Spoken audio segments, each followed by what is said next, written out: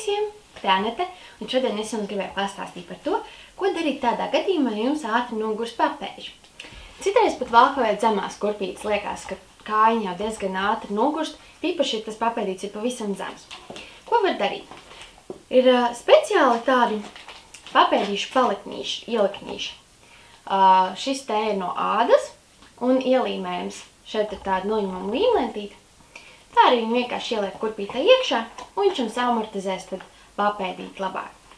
Ir tāda paša arī no gēla. Šie gan nefiksēsies tik labi, bet šī varbūt būs pat nedaudz mīkstāki.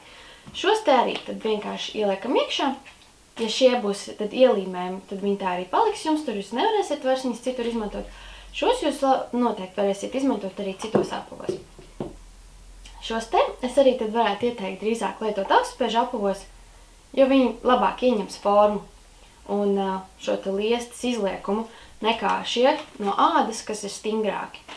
Es ceru, ka jums šis video bija noderīgs un patika. Lūdzu atzīmēt, ja tā bija. Un sekojiet tad līdz jaunumiem manā kanālā. Atā!